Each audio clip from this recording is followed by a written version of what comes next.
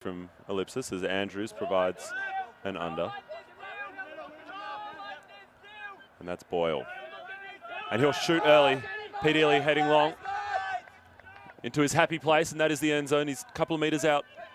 Players streaming through. He goes scuba over the top.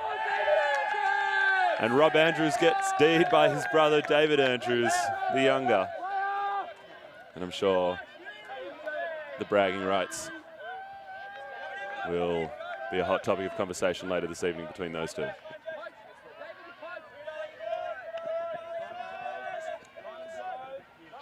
Colony with their first opportunity for a break, getting a turn early against a team like Ellipsis is an opportunity that they'll need to take advantage of.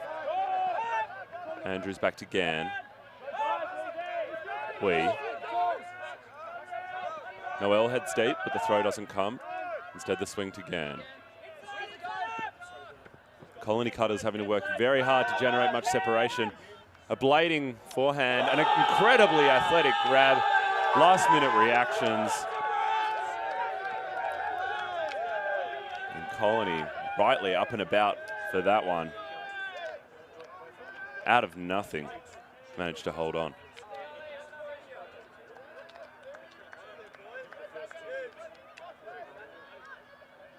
So early on in this one, it's just been match defense and pretty vanilla vertical offense. Any thoughts, Anita? Well, it was interesting to see that Colony actually put a middle force on Ellipsis on that first point, probably trying to stop that swing. And it didn't work particularly well because they still managed to get that long shot off. But then a pretty standard flick force that Ellipsis put on Colony. We'll see whether they stick with that middle force, trying to channel Ellipsis into the centre of the field, limit their use of the width. They did get pretty close last time with the nice deep shot to Ely, and maybe just rushed that scuba across to Andrews. So Colony break early to go up 1-0.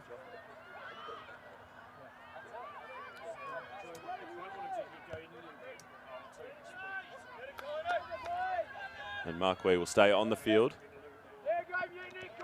And Ellipsis' O-line remains unchanged.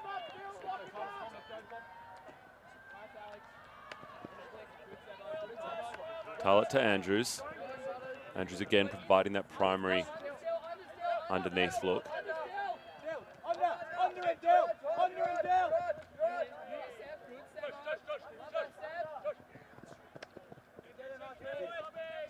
To Andrews on this near side. And he may have just topped it out. A bit of confusion as to which line was which. And Ellipsis give it up cheaply. Colony with a second opportunity to break, this time from only about 15 metres out.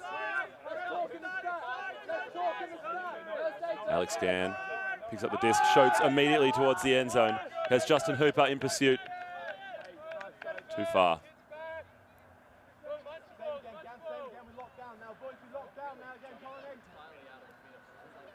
Colony's defense will go back to work.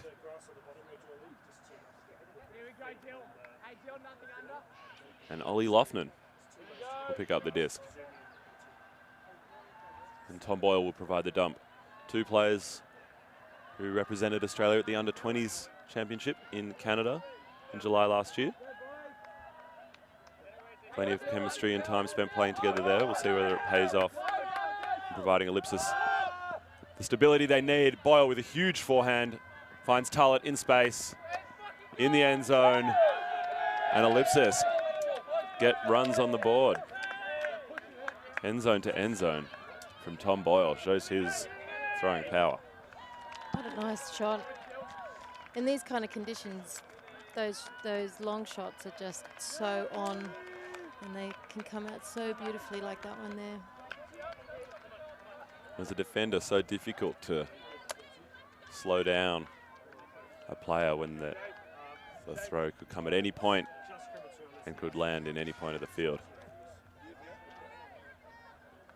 So we'll get our first look at the Colony offensive line as we see Tom Tullett head to the end zone and catch that goal. Interesting to see early Ellipsis mixing up who's handling at any given moment, and the handler's clearly very comfortable heading downfield as well. So not being particularly rigid in keeping their handlers behind the disc or the cutters downfield. And that can be hard to defend because you come up to a handler expecting them to stay behind the disc, and then when they go long, you can get burnt. We saw exactly that just happen. Timothy's Copeland will be pulling this point for Ellipsis, leading this defensive line.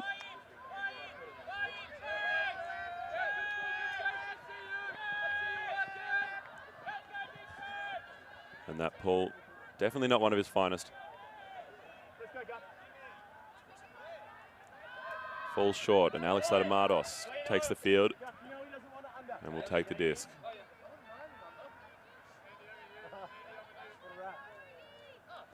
Looks like Colony will play a regular vert. David Andrews out in the lane, heads back into the stack, and Hardy takes the space. Heads immediately to the end zone, but Latamatos won't take the shot. Instead takes Ant Dow underneath.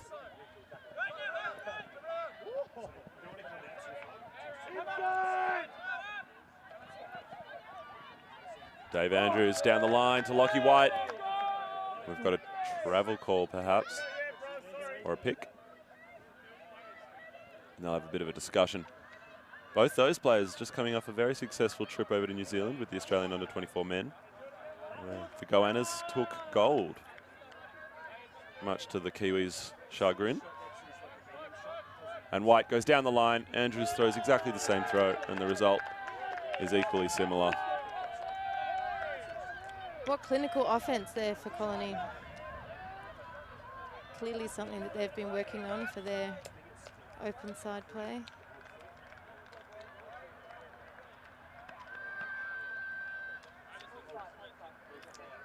Yeah, not once using the break side at all that point.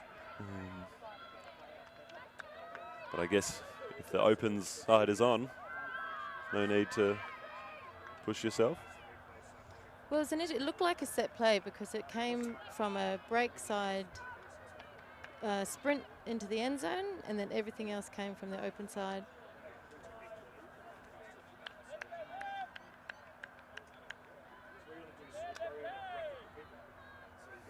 So Colony's O-line make quick work of that, and they're back off the field resting their legs. Ellipsis O-line, on the other hand, back on the field. They haven't looked quite as settled yet this morning.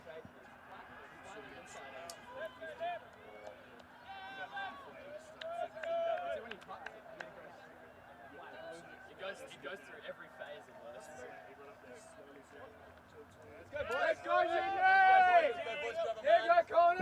Pete Ely again on the pull receiving duties. And Ellipsis again working out of a horror.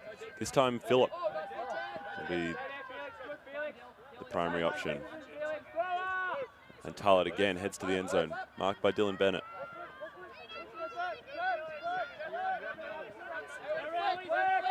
Boyle again to Andrews. He has Loughnan going deep.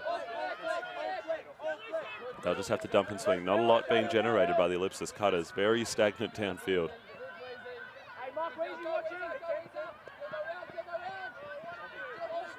Now Phillip cuts. And Lyon inserts himself, and Ely heads to the end zone. Deadly in that space, and he comes down with the goal. Very disciplined offense. Never more than one cutter. Sometimes no cutters moving at once, I thought, but Ellipsis very patient, and they're rewarded in the end.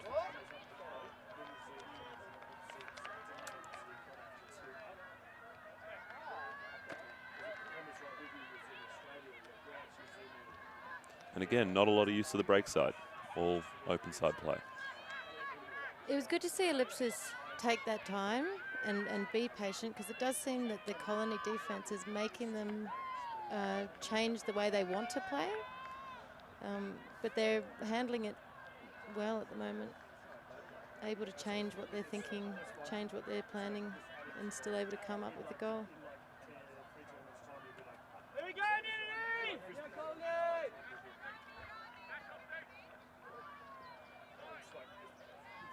They've gone back to the one-way force at that point. Perhaps not feeling like the middle had been particularly effective. But now Ellipsis defense will come down after a final few words from Cron Hudson.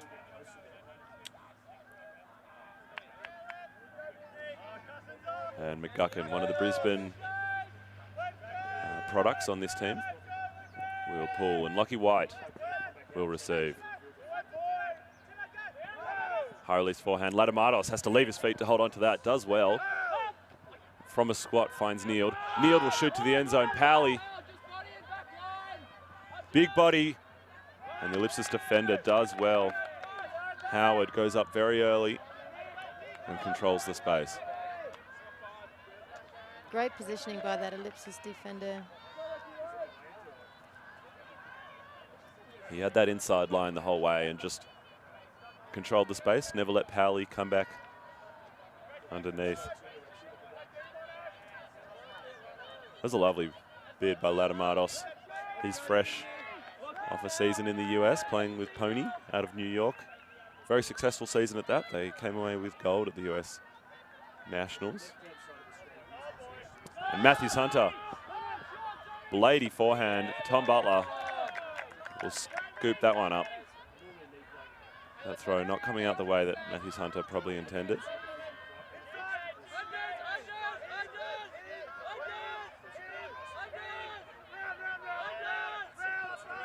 Dow comes underneath. Big bid, but he holds on.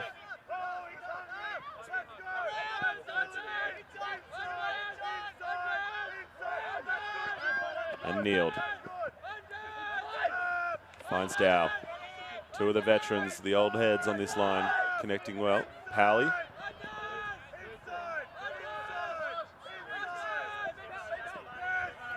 White in the centre.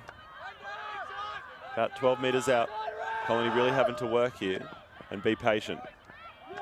And they do just that, and Neeld, easy backhand flip to Ant Dow for the goal. And that point was almost exactly opposite to the one before, where it was just break, break, break this time. So showing that they can work their marks and choose which side they can put the disc out to. A bunch of very capable throwers on that Colony line, assisting with a lot of those break throws. Latamatos, of course. But also Lockie White doing his fair share of the duties, along with Mike Neeld and Dow. Both very handy throwers, despite often being thought of as receivers primarily.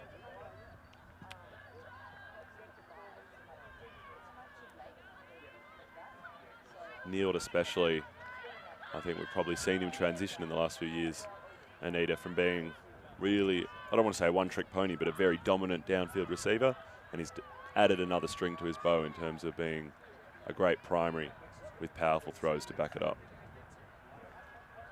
Yeah, that's always nice to see players add to their repertoire and become well-rounded players. It also makes them more useful for representative teams and all those opportunities that can arise. And Neeld and Dow, no shortage of representative caps for either of them. As Ellipsis get things moving. Tullett out of the stack. Back to Lochnan. Swings to Ely. He's marked by McClay. Finds Phillip. Ellipsis content to work out of this vertical stack. Serving them well.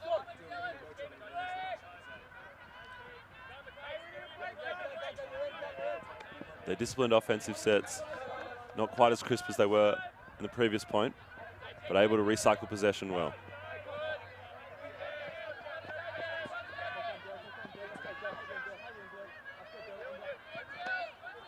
Having to concede ground, but they're maintaining possession, which is generally a sign of great composure.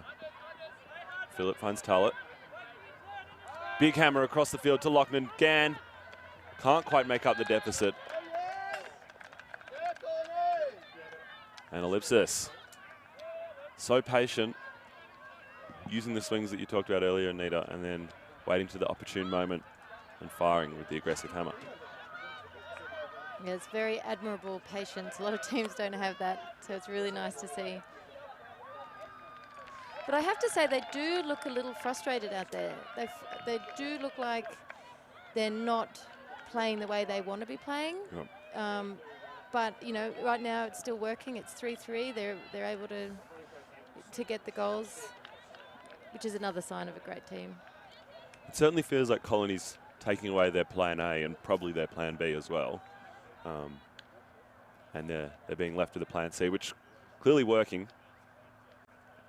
And as you say, it is the sign of a really class team when they can be forced to their plan C and still make it work. But Absolutely. Defensively, Colony's got to be happy that they're taking away the first 2 looks every time. Absolutely, but now the challenge for Colony, or for both teams, is can they get a break and capitalise on it? We're still, Colony got that first break in the beginning, but now we're trading. So who's going to get that first break and try and break away from this trading? We saw a couple of examples yesterday of really clinical games where a lot of trading and not a lot of turns were given up. This may well turn into another one of those. If you haven't had a chance, go back and watch the Fishwick Mammoth game. And Latamatos working hard within his own end zone, finds Black.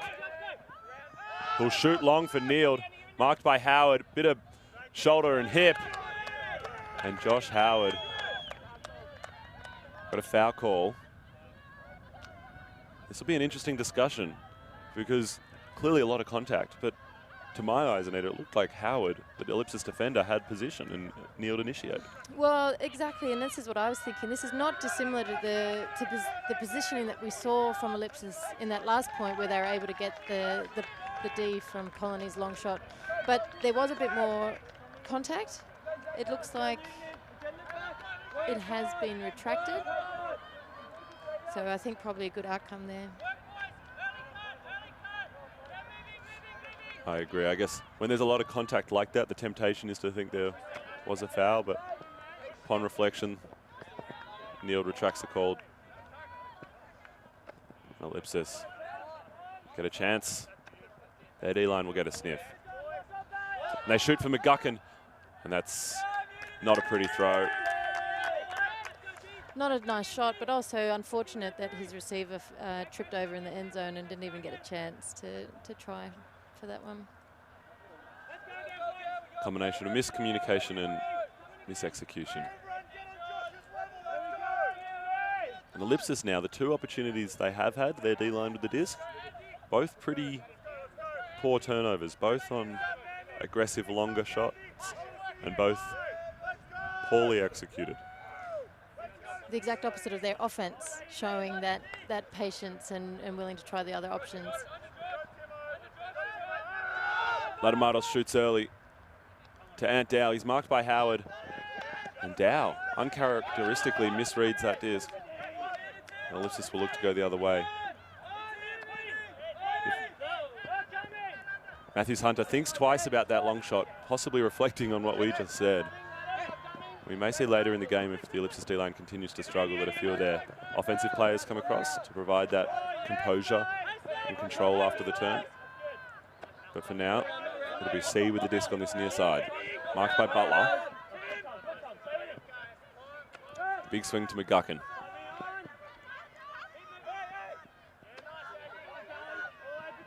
To the center. McGuckin looking to provide a dump option, struggling to get free of Neild. Eventually does find some separation. Cusson works hard under. Instead, McGuckin looks for the more difficult shot to Matthews Hunter and may call a foul on that. Having said that, he looked off what was a very open and would have been easy throw to the open side for an under, and instead opted for the much more difficult throw to Matthews Hunter. But this will come back. It's an uncontested foul on the mark. And the stall count will resume at 0.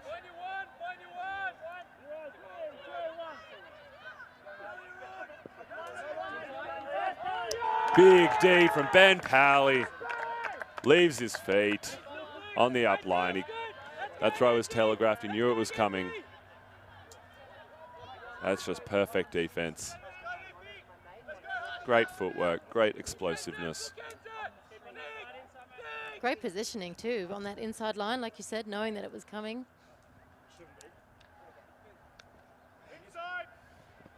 Young Tom Butler with the responsibility of bringing the disc back into play.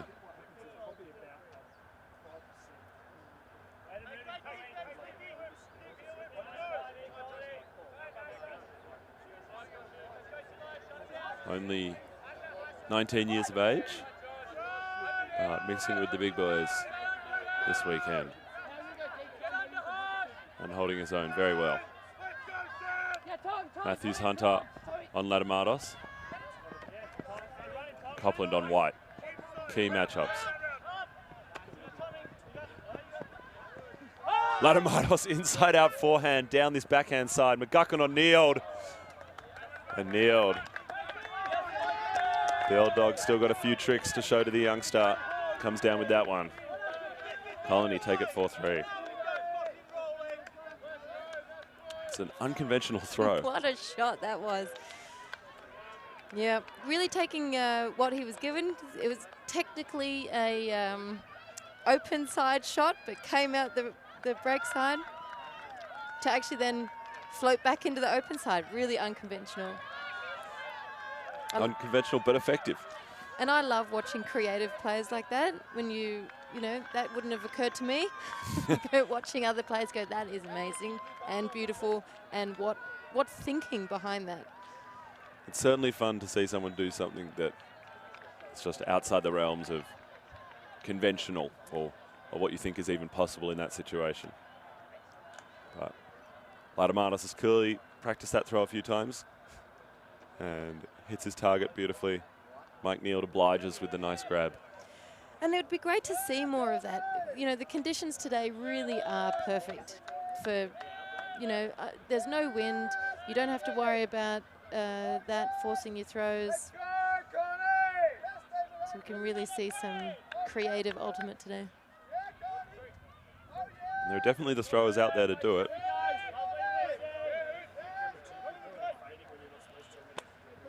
Particularly on this Ellipsis offensive line, Boyle and Tullett, very creative throwers, both of them. And Phillip coming under, finds Tullett. Ely. Butler. Boyle. Flat and fast. And too far for Tullett to track down.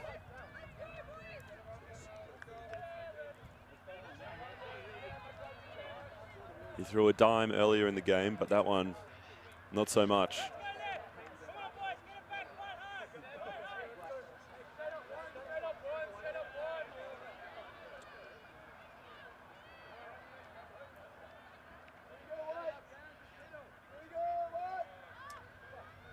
Colony's D-line get another opportunity. Mark Wee get things moving.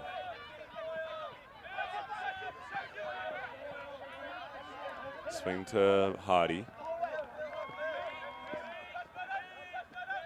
Going backwards in their own end zone at the moment. McClay can't hold on to that, puts it down. 5 meters outside the end zone. Stifling defense from Ellipsis.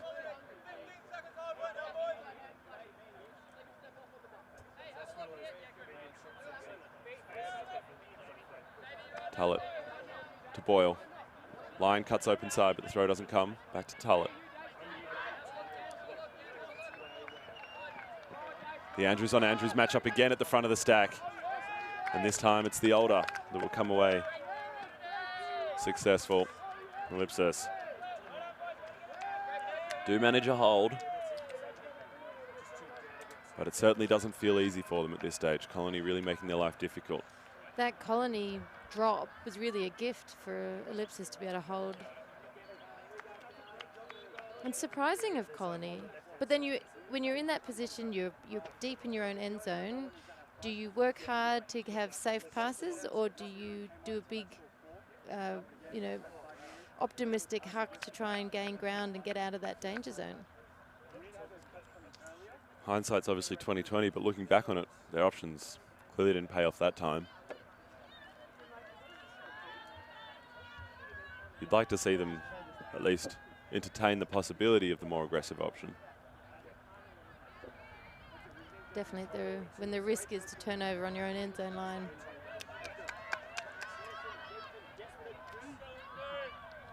At this stage, there's still 4 apiece. They've been trading despite, other than that first point break from Colony. So Colony will start the second half on offense.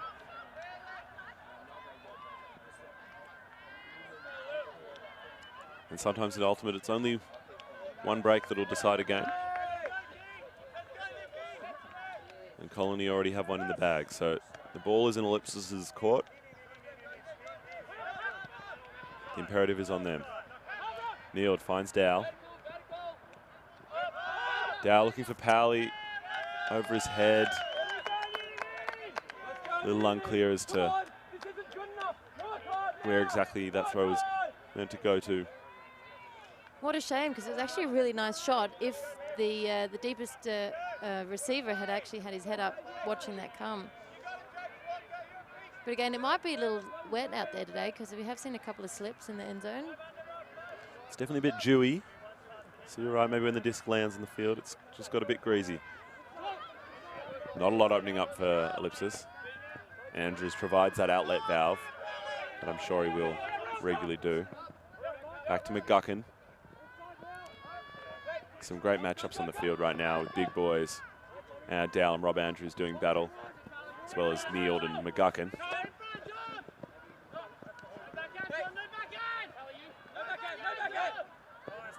Swing to Andrews. Part of being such a deep aerial threat, such as Rob Andrews, never means you're given free unders. And he is providing that in the dump space right now. Andrews gets it up line in power position. Not a lot opens up for him off that, though.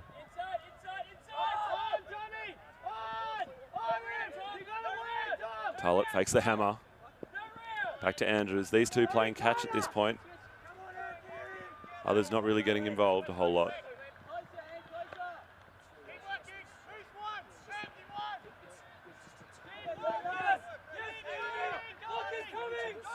Give go from Matthews Hunter. Back to Tullett. He's pretty much had every second touch this point. And we got a timeout called. Good choice, I think. There's really not a lot happening downfield, and it's hard to tell whether it's the Ellipsis offense not finding their spaces or whether the Colony players are just shutting them down.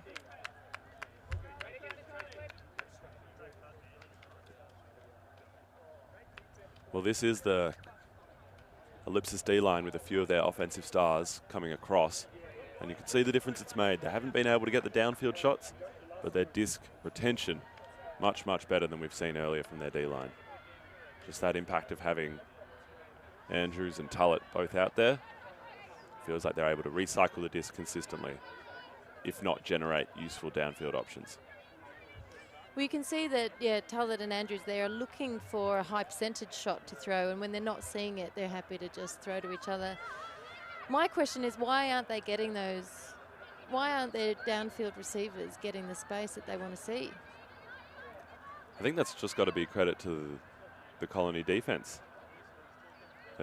Stifling a lot of what Ellipsis is doing downfield.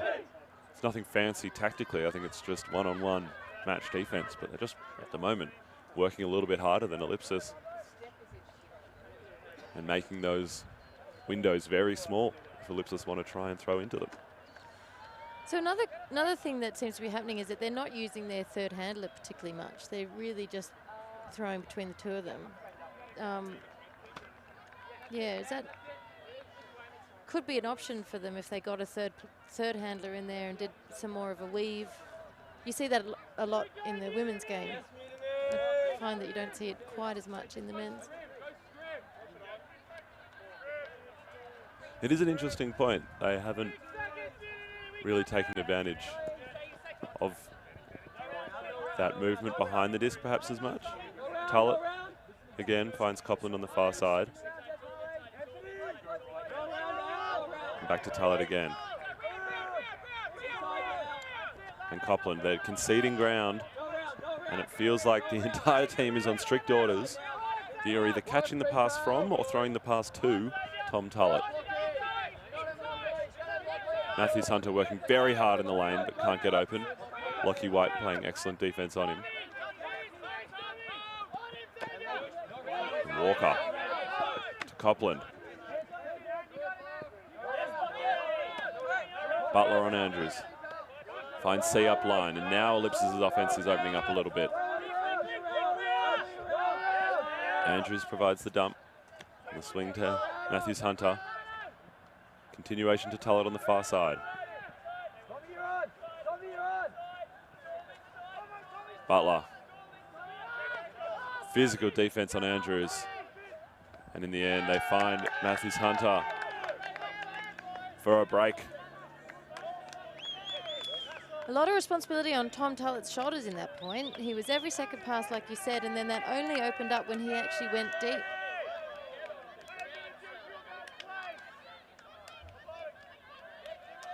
And he's staying on for the next point.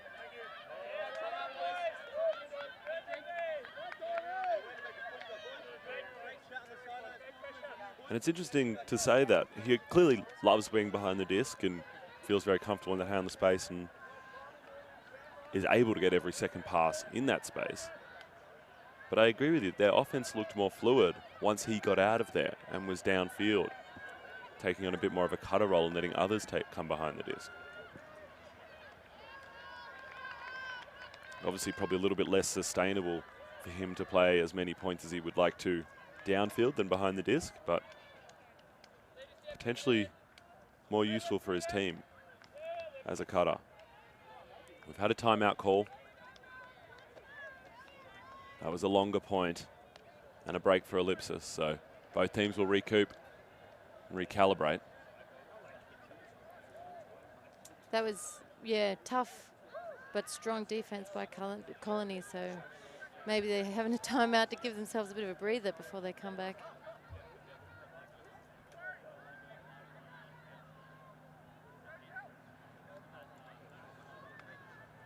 What would you be saying to the Colony O-line right now? They've just been broken. They've looked pretty good up to this point, but they're now playing from behind. The first thing I'd be saying to my team is this is now what, because they came out on defense to begin with, this is in fact the point structure that you'd see had they not broken in the first place. So they're not in a bad position. They're in a position that basically negates their initial break, and so put that behind them and come out as they have. Their offense has actually looked really good. I mean, their defense has been great as well, but their offense has been great. They've been able to put their pool plays on. They've been able to break at will. So I think keep doing what they're doing. I would like to see them step up their just a little bit of energy on their offense, but also just be certain of that of those percentage throws when you throw them. It'd be interesting to see too, Ellipsis in that timeout. Can this break be the turning point for them, where they can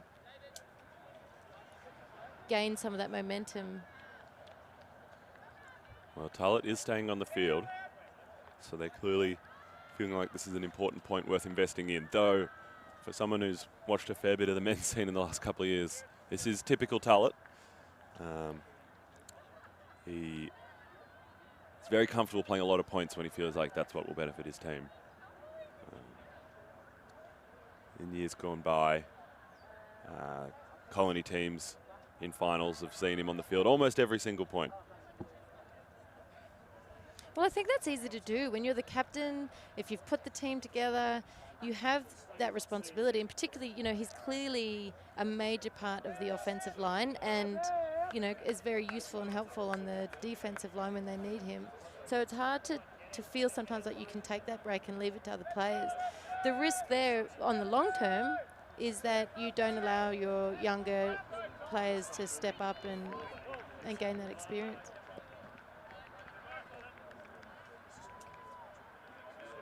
And that's an interesting point to think about in the context of this Ellipsis team. It's their first year that they've entered a men's team into the competition, women's team for a few years. And early on, their women's team, rightly or wrongly, was criticised for maybe not providing enough development opportunity for the future, being very focused on immediate results for the top end, not investing back in the younger players. And here we see an Ellipsis men's team with a real mixture of kind of elite, established men's players and some new, younger up-and-comers. As Colony shoots deep, Ben Powley comes down with that one from Gann. Colony makes quick work of that point, their offensive line clicking. Well, you see, I feel that there's this real cyclical nature of teams doing this kind of thing. You invest in your new players. The older, more experienced players get a bit tired of that. They want to put a team together that just involves the experience. They do that for a few years, then they run out of new players, they go back. And it's hard to find that balance unless you have a really good club structure and can have the development of the new players that feed into a more experienced top team.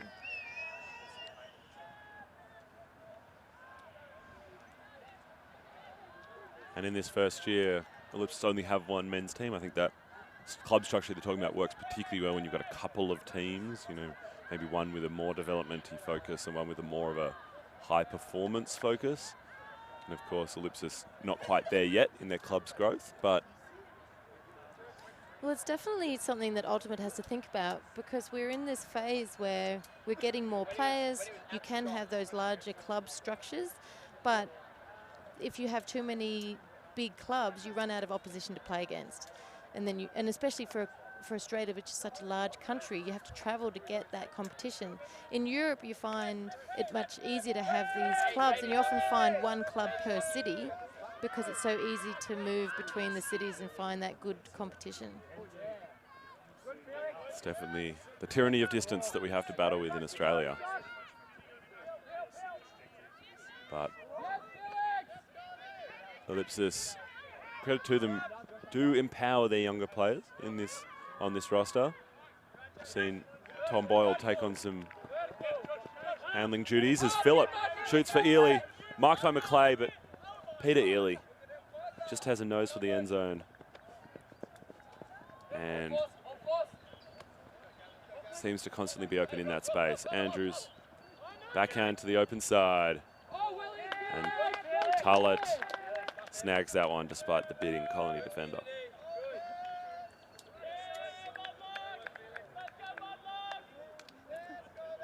I can also understand that if this is Ellipsis' first year, then they want to prove themselves. They want to work hard to make sure that they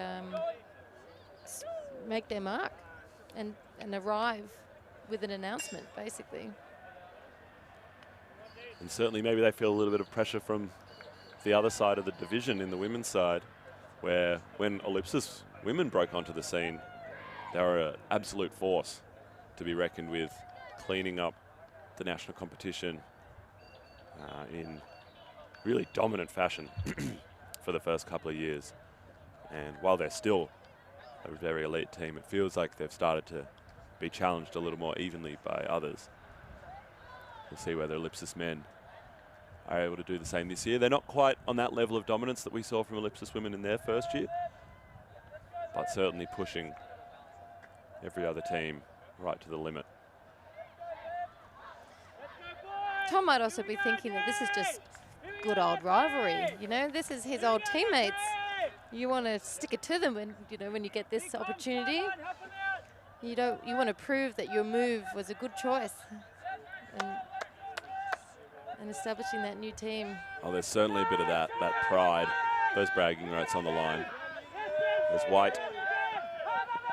Finds Latamatos.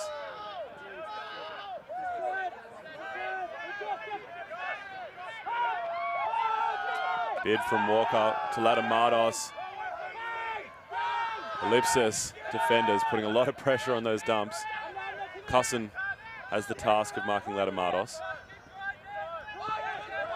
Cusson, a very athletic young player. He's an ex-sprinter turned ultimate Frisbee player. And I believe his PB for the 100 is a 10.8, so very fast. Latamatos turns him around the wrong way there. And there'll be a call on the mark. Foul, discussing the contact. The Ellipsis defense has really stepped it up. That energy we were talking about has come. Contested foul. No, uncontested foul, sorry. And that's a stall count of 0. White comes back to fill in. Chooses not to throw to Dow, though he seemed to have a couple of metres separation. Copland leaves his feet. Ellipsis body is flying everywhere. Powley shoots his forehand long for White. Walker's underneath it as well. May just be out anyway. Big bid from Walker. Gets his full body up at chest height. Ridiculous play by the young Walker. They really look like they've been inspired by that break. Really much closer to their defender. Certainly lifted the intensity and effort, and they're rewarded with a D. Can they capitalise? Tullett not on this line, and we've seen them struggle without him after the turn. Copland gets things moving. Walker.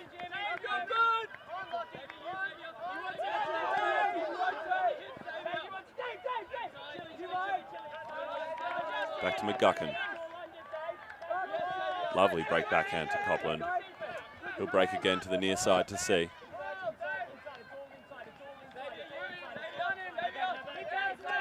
Andrew Say, a Singaporean product,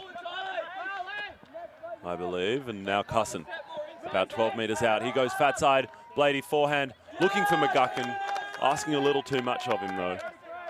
And he can't quite get up for that one. Just a little bit wider, and that would have been really nice, but it was just a bit too tight for that receiver.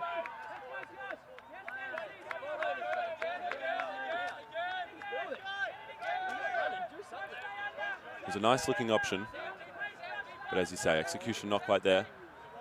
Ellipsis will have to play a bit more defense, and they shoot early. Looks like it'll be Ant Dow who comes down with that one, and may have got an injury. Tweaked something on the way through. Took the catch, and he heads off the field, walking gingerly. Maybe an ankle or a hamstring, I'm not sure.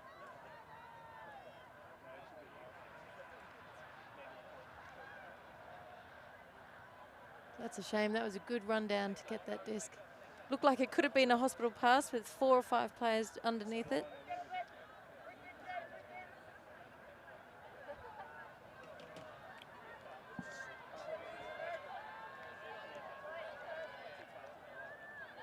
They'll discuss what happens next and where they all were when the injury happened. And they'll restart play.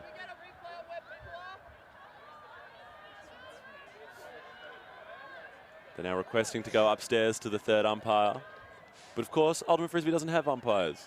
A first, a second, or a third. So we can't do that.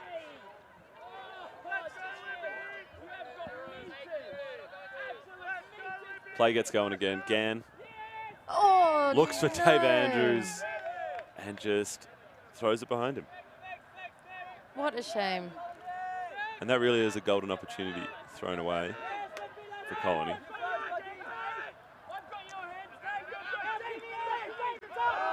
And they'll shoot early for Andrews. Andrews on Andrews. Rob and Dave, shoulder to shoulder, hip to hip, mano a mano. And they'll talk about it. This is, again, a very similar one to what we saw earlier, where it was just good positioning by the defense, perhaps not such great reading by the offense, and a bit of bargy-bargy that resulted. Not sure that was a foul myself. I tend to agree on my first glance.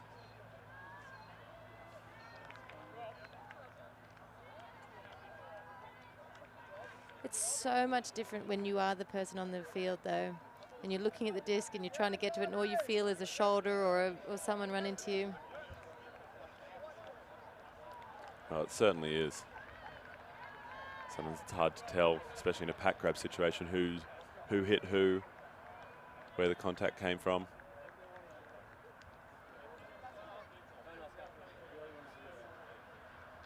They'll discuss it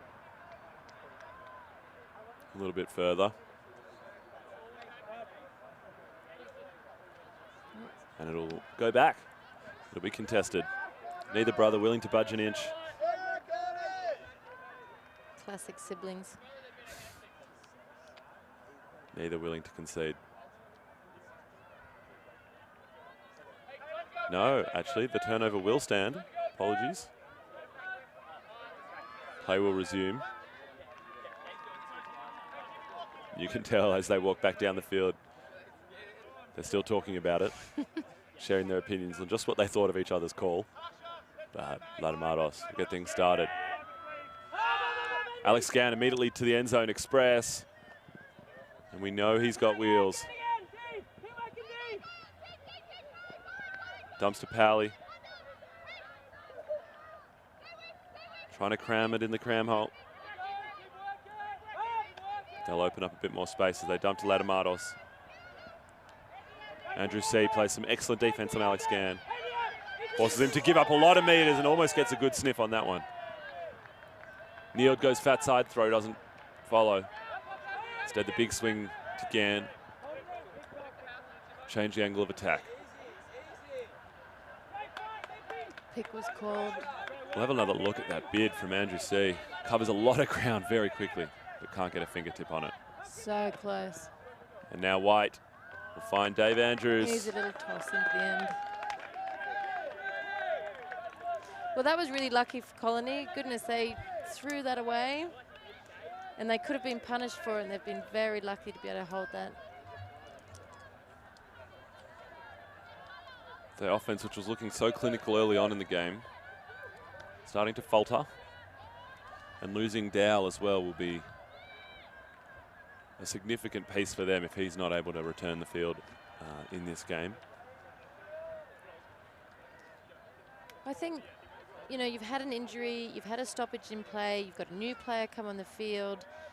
You really have to be able to hold your head in those situations and not try and just push it into the end zone, to be able to reset it, to show that patience that we've seen from the Ellipsis offense, and they didn't, and that's what caused all the trouble, and they were just so lucky that they were able to get that back.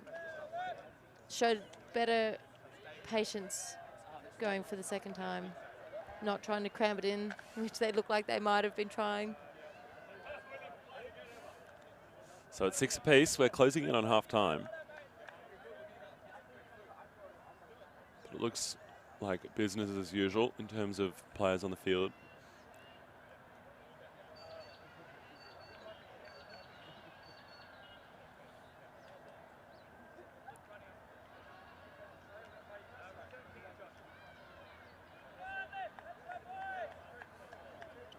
In terms of play styles, both of these teams pretty similar at this early stage.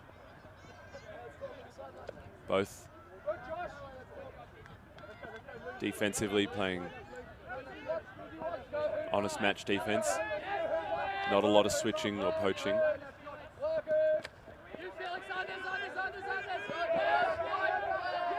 Offensively, Ellipsis has run a fair bit of horizontal. And we've seen Colony work out of both a vert and a T or horizontal stack as Boyle shoots for Andrews, marked by Gann. It's very deep, maybe out the back of the end zone. And I think that will be the agreement. It's a great chase down by those two players. Two of the quickest men on the field.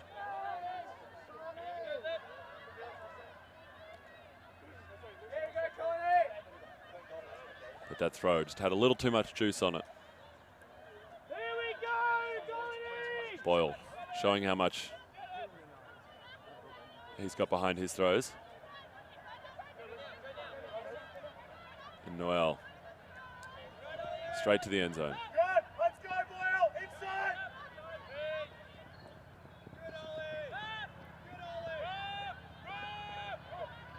Again, points and shoots.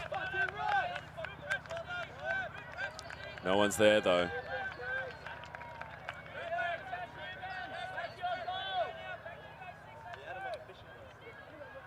Always a risk when you point, that no one else saw you point. Oh, it's never. The point and throwaway is a tried and true classic of ultimate frisbee, unfortunately, and it just never looks good.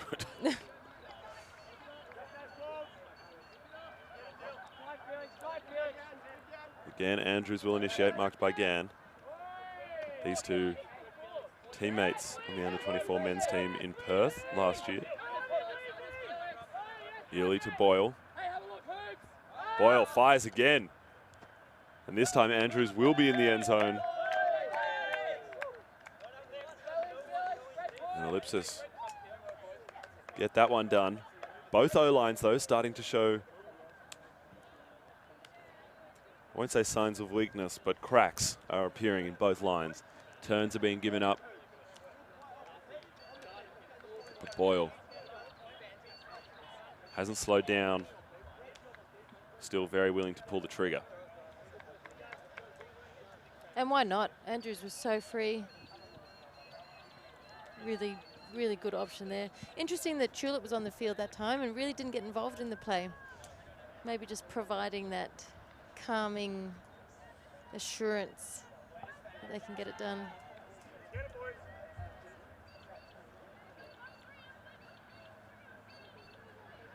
It did certainly feel like he wasn't controlling the play like we've seen earlier. But also maybe taking on some of the comments we were making, putting himself in the cutter space and allowing others to flow a little more naturally. Good to know he's listening. Well, look, they're clearly pulling the strings behind this one. We wanted a tight game, and so far we've delivered. Ellipsis up 7-6, breathing down on half. Colony, of course, I'm sure will not be willing to roll over quite so easily. So this will be, Ellipsis will come down really hard now. They would love to take half, be up a couple of breaks at half time. No surprises, Tullett's on the field for exactly that reason.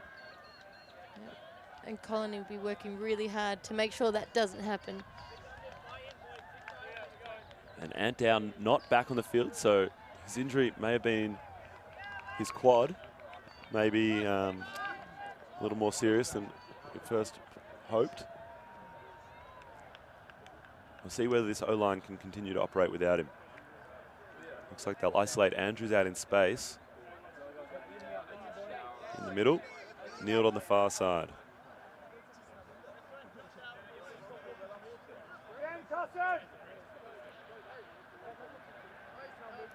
And it looks like they'll set up a little bit of help defense in the center.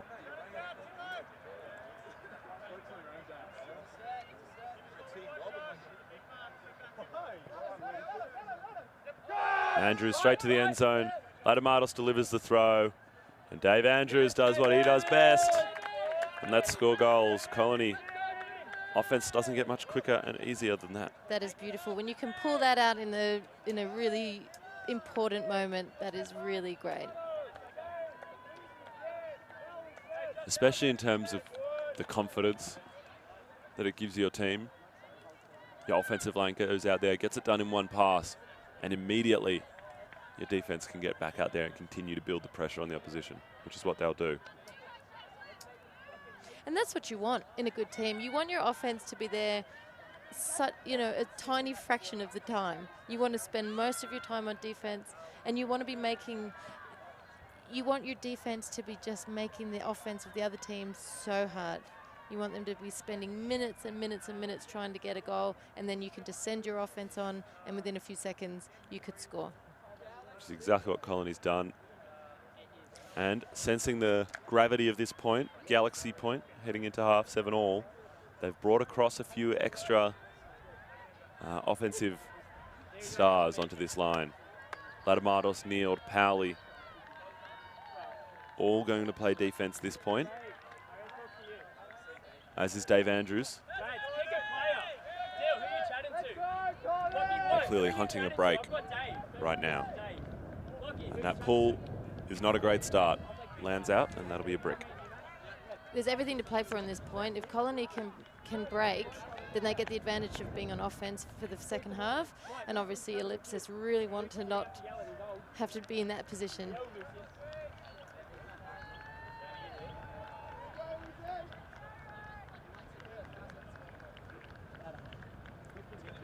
Colony clearly put on a little special D-line here. Ellipsis remain unchanged in theirs. Boyle finds Ely. On the far side, he's marked by Andrews. Big swing to Phillip. To Ely.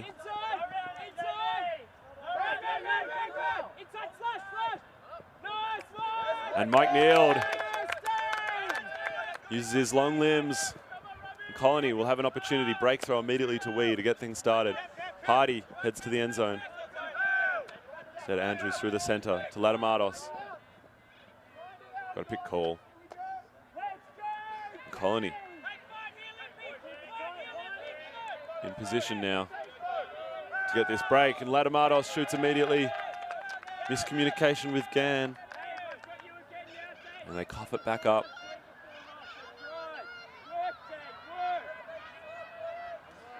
Colony got that defense from the confusion they created on the Ellipsis offense, and then the same thing happened to them. They just a bit of confusion about who was going where.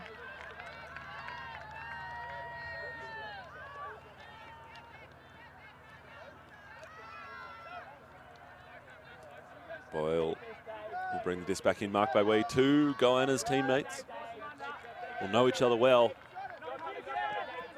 Lachlan goes up line, marked by Gann. And he shoots. Phillip, Powley, Andrews chasing it behind. And that's a turnover. Looks like Phillip was the first to get a finger on it. Yes, he was on that replay, but couldn't hold on. Powley does well to challenge in the air and make him go nice and early. Colony will get another chance, but they will have to go the full length of the field.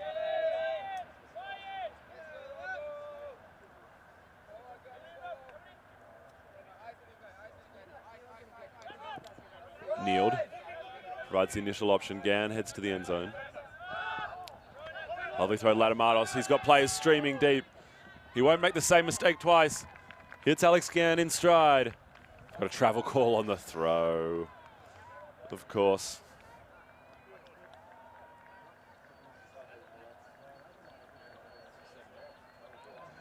Love to see a replay of that, whether how many steps he took before releasing.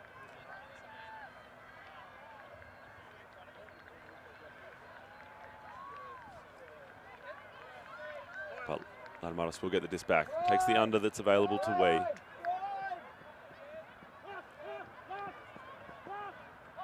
Crossfield forehand to Neeld. An inch out from the end zone. That was an ambitious shot. Another one of those unconventional ones we talked about. And he finds Powley at the back of the end zone. He's down. Colony break to take half.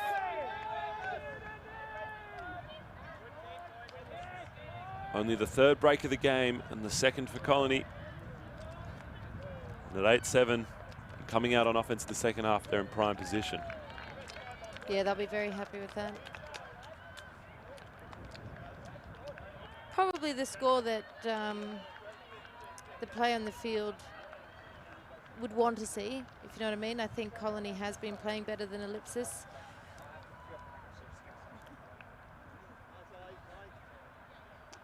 And that throw from Mark Wee across the field to Neeld. Another very unconventional space to attack, an angle to attack from, but working beautifully.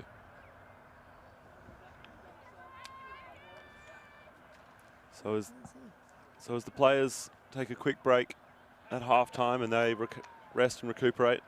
So will we, but don't go anywhere. We'll continue to bring you live ultimate action from the Brisbane Canberra Invitational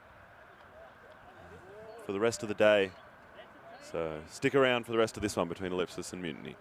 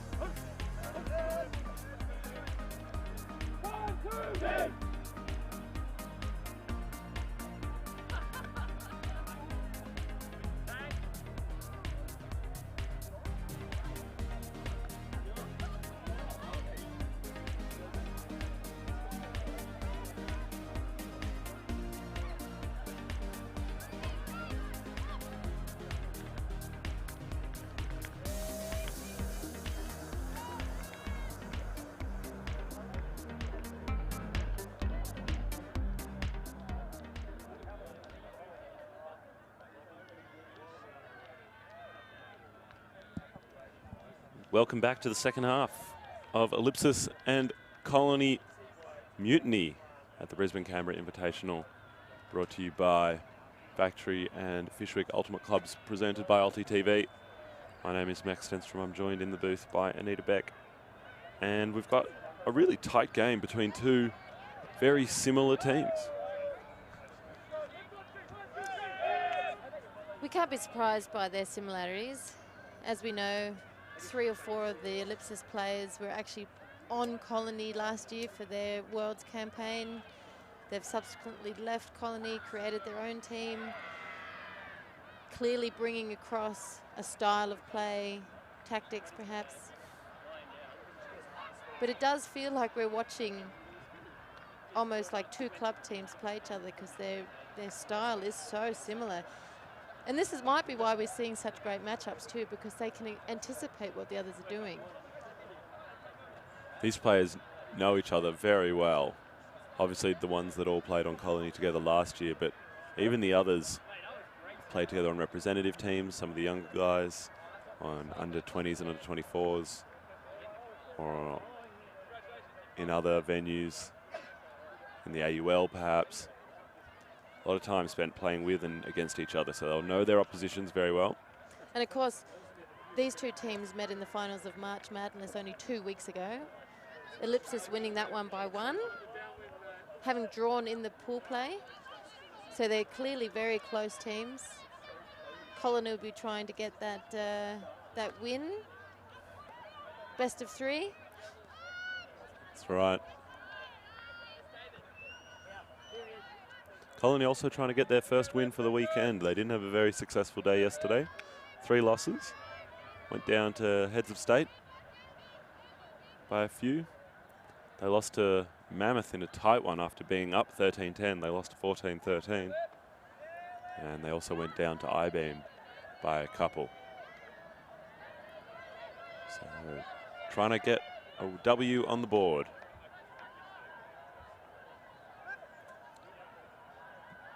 And that can be hard coming back on a Sunday. 2-day tournament, you've lost every game on the Saturday. It's hard to keep your head up, but it's a new day, new teams. And some players tend to be second-day players.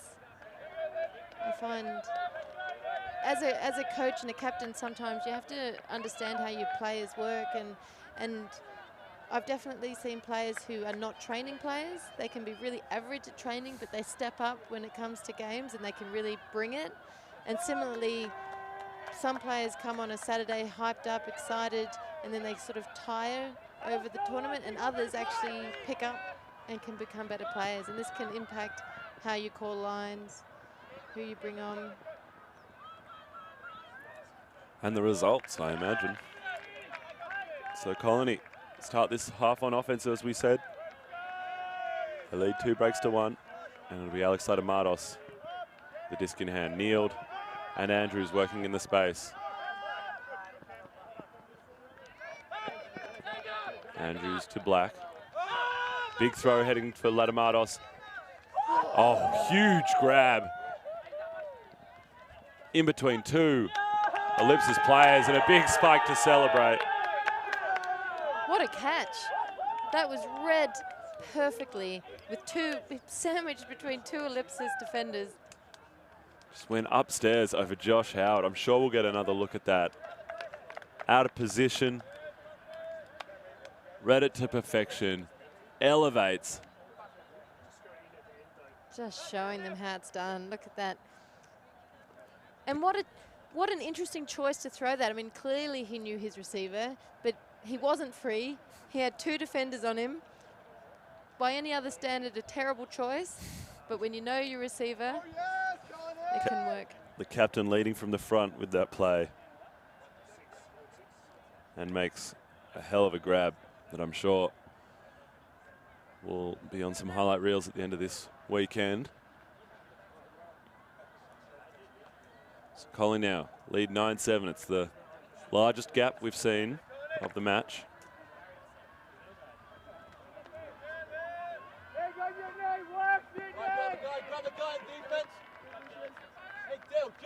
Ellipsis will try and respond.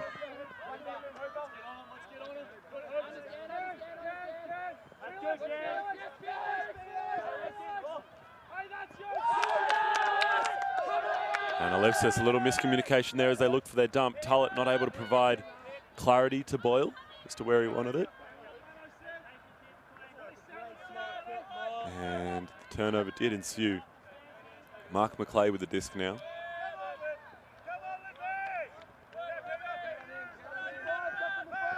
Noel on this near side. Swings to Gann. Wee working very hard to get open on Boyle, but he does eventually. Boyle uses his big frame, causing some troubles, and Colony conceding meters, maintaining possession. Hardy.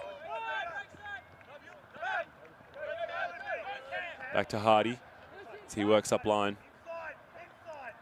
Wee into traffic in that front corner. Was that a push pass? May well have been, and Colony 2 in a row at a half. A little, if it wasn't a push pass, just a little toss, cheeky little toss. Comfortable operating in very tight windows.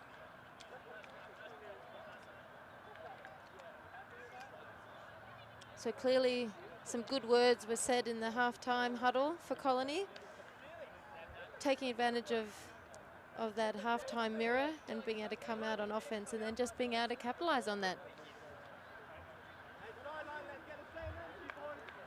Oh, it was indeed a little shovel push pass to Marquis as he steamed up line.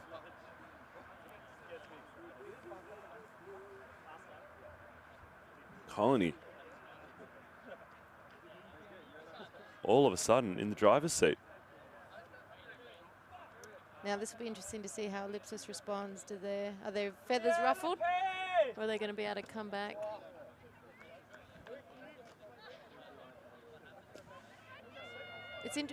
This is the kind of momentum that you often see in games that we haven't seen in this one. The swings and the ebbs and the flows.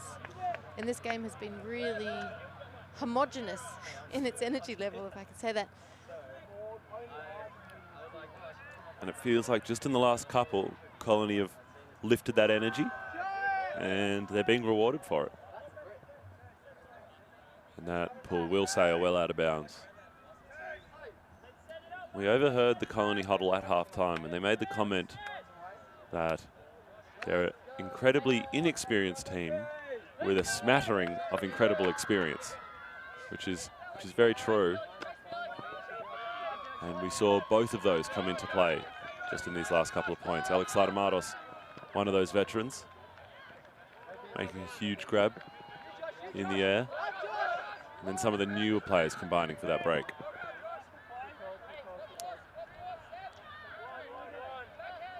Ellipsis offense will have to hold this.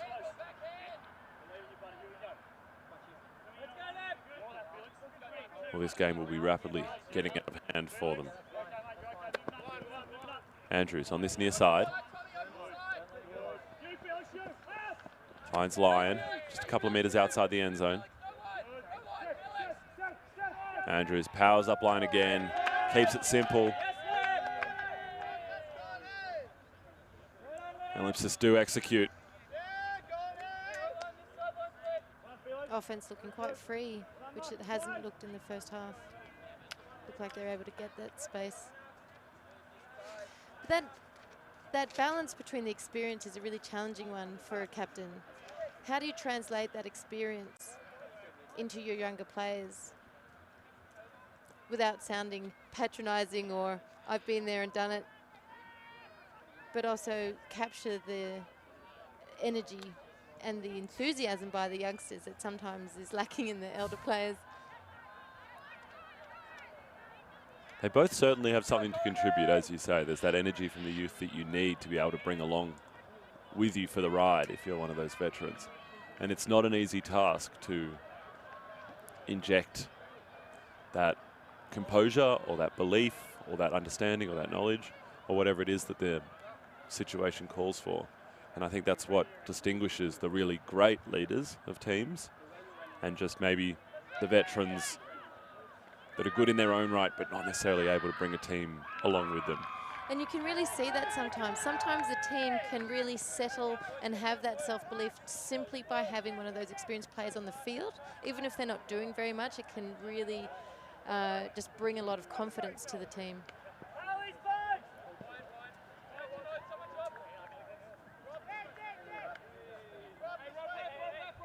And players like Mike Neild and Alexander Mardos on this line have to fill that role for Colony. The loss of Ant Dow is a loss of a real source of that composure on the field. As Powley shoots for White.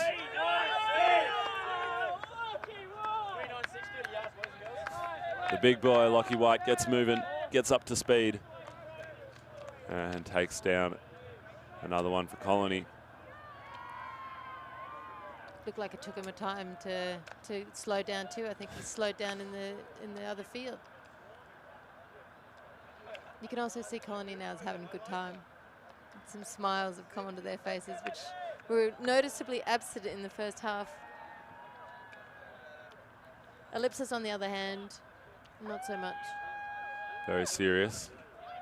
And as we say that, time cap buzzer goes, which means we'll finish this point. We'll add one to the highest score and we'll play to that. We won't be going to 15 in this match. We won't be getting that far.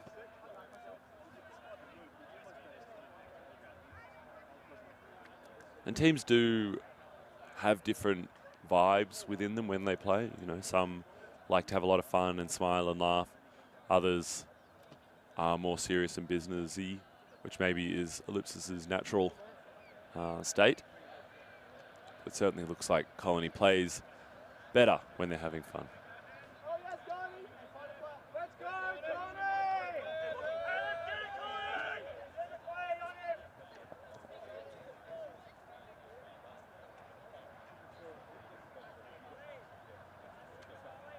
That pull out of bounds. Ollie Loughnane will bring the disc into the centre. And I think that decision alone demonstrates the confidence that the veterans on this Ellipsis team have in their youngsters. Ollie Loughnane, only 19 years of age, off the back of a juniors campaign, being trusted by his captains to bring the disc up to the brick mark. And Boyle uncorks a huge hammer to Joshi Phillip. That is massive. A cannon of a right arm. That was very nice. Pinpoint accuracy over 55 metres. You know, the fact that these 19-year-olds are able to be in those positions, though, I think says a lot to how Australia's junior program is succeeding.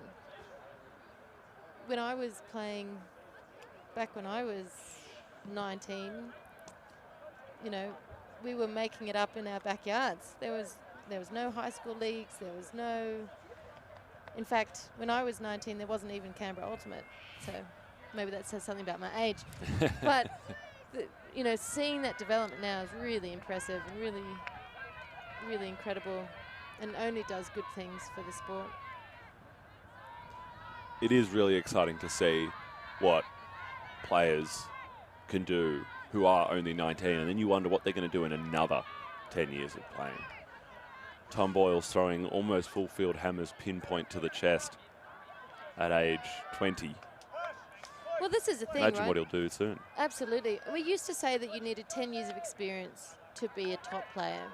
And when people were starting at uni, inevitably that's at 30. Now when people are starting in high school and even now primary school, you can have these incredible handlers and receivers at 15, 19. Certainly lifted the bar of what's possible. And I think we've definitely seen in the last few years, just the quality across the board has increased. Well, the fact that an Australian club team was in the final of the World Club Ultimate Championships is testament to that. It certainly is, and it's a testament to all of those players, and also, I guess, the level of training that they do these days. As Ladamardos fires for Dave Andrews. What a catch! And he snags that one from in front of Sam McGuckin. I think McGuckin was surprised he didn't come down with that. But a lovely take nonetheless. And I'm sure we'll get another look at that.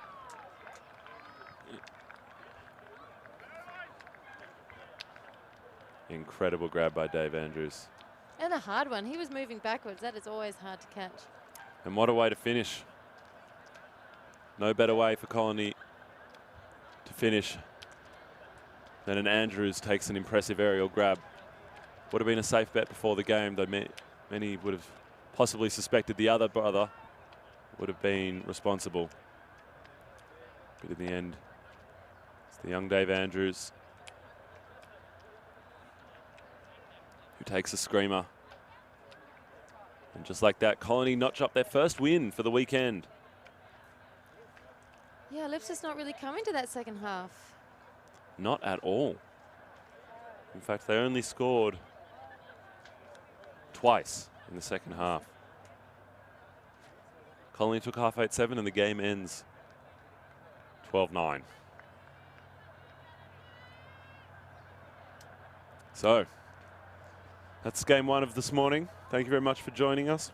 We have plenty more great Ultimate coming today. Got one more game of pool play, and then we'll have both the men's and the women's finals. We'll be keeping you company all day long. So don't go anywhere. It's been a pleasure streaming you Ultimate Frisbee from the Brisbane Canberra Invitational, presented by ULTI.TV and brought to you by the Fishwick and Factory Ultimate Clubs. We'll see you next time.